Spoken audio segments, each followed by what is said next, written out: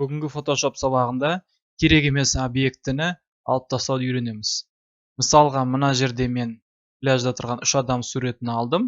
Осы жерде мына шетінде тұрған адамды мен алып тастауым керек.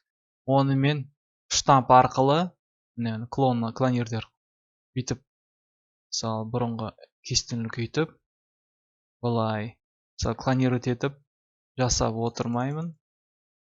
Қарап отырсаңыздар, міне бұрын түстеп отырмаймын, барлығын артқа айналдырамыз. Бұл әдіс былай болады. Мысалы, мен выделениені басамын, выделить предмет дейді. Выделениенің ішіне кіремін, предметті басамыз, сол кезде қазір мына 3 объектін белгілеп береді. Бұл бір әдісі.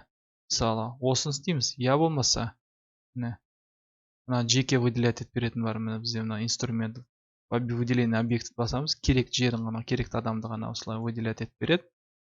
Міне, көрдіңіздер ме, жеке. Осыны аламыз да, біз выделение кіреміз, модификация кіреміз, расширить басамыз.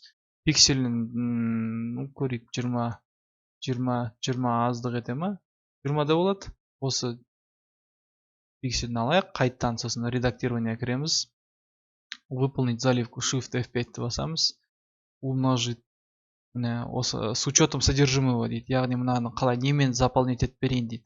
Бізден сұрайды, біз с учетом содержимого дейміз. Окейді басамыз, қараймыз. Оған кішкене уақыт кетеді. Неғұрлым фото жаңағы сапалы болса, обработкасы да ұзағырақ болады. Мінекей, қарап отқандарыңызда ешқандай клонмен жасалмай-ақ, былай-ақ тез жасап береді екен.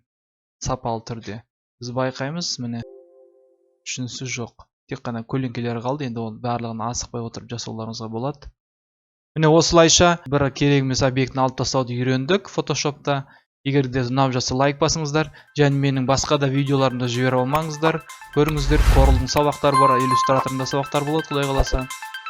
Сіздерге ұнап жатса лайк басыңызды тіркеліңіздер, коммент қалдырыңыздар.